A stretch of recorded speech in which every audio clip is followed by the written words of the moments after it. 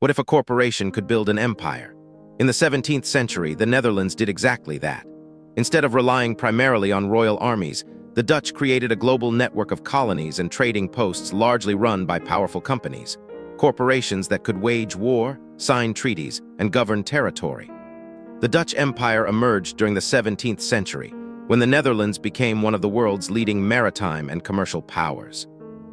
Unlike many contemporary empires built through direct royal conquest, Dutch expansion was strongly shaped by commerce and private enterprise.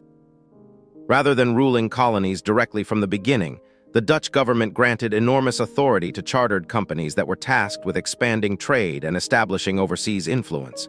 Two institutions became central to Dutch imperial expansion: the Dutch East India Company and the Dutch West India Company.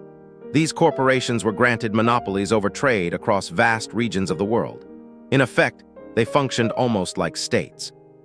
They could build forts, establish settlements, wage war against rivals, negotiate treaties with local rulers, and administer overseas territories. Through these powers, the Dutch established a far-reaching network of strategic ports and trading centers across Asia, Africa, and the Atlantic world. Dutch imperial expansion focused less on conquering large inland territories and more on controlling trade routes and commercial hubs. One of the most important centers of this network was Batavia in Southeast Asia. From there, the Dutch coordinated trade across the region, managing the movement of highly valuable commodities such as spices, sugar, and textiles.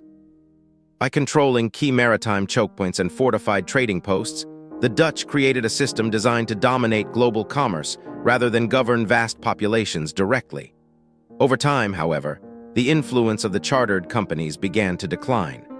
Financial difficulties, corruption, and growing competition from other European powers weakened the corporate system that had built the empire. As this happened, the Dutch government gradually took more direct control over many overseas territories, transforming what had once been a corporate trading network into a more traditional colonial system. The Dutch Empire was distinctive because corporations played the central role in building and governing it. The model pioneered by companies like the Dutch East India Company demonstrated how commercial institutions could wield powers normally associated with sovereign states.